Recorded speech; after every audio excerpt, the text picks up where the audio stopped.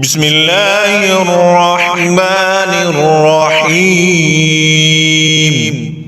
قل أعوذ برب الناس ملك الناس إله الناس من شر الوسواس الخناس الذي يوسوس في صدور الناس من الجنة